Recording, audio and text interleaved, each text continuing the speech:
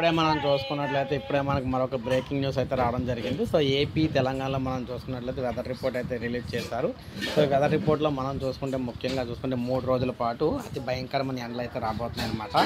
మనం చూసుకున్నట్లయితే ఇక్కడ అల్పపీడనం ఉన్నట్టుగా మనకు కనిపిస్తుంది కర్ణాటక ఈ బోర్డర్‌లోని.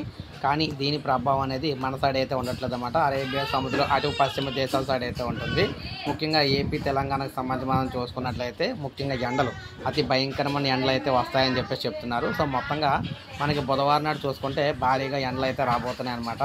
సో కొన్ని ప్రాంతాల్లో అయితే చల్లగా ఉండబోతుంది, కానీ చాలా ప్రాంతాల్లో మెజారిటీ ప్రాంతాల్లో అయితే ఎండలు అయితే ఉంటున్నాయి.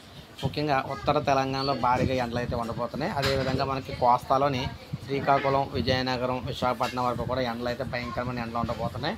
సో అదేవిధంగా మనకి రాయలసీమలో కొన్ని ప్రాంతాల్లో ఎండలు, కొన్ని ప్రాంతాల్లో వాతావరణం చల్లగా అయితే ఉండబోతుంది అనమాట. సో ఈ విధంగా మనకి బుధవారం నాడు అయితే ఉండబోతుంది వెదర్ రిపోర్టు. సో ఇది మనకి ప్రజెంట్ లేటెస్ట్ అప్డేట్ అనమాట. సో ఒక లైక్ చేయండి, సబ్స్క్రైబ్ చేసుకోవద్దు, మన ఛానల్ సబ్స్క్రైబ్ చేసుకొని ఫాలో అవుతానండి.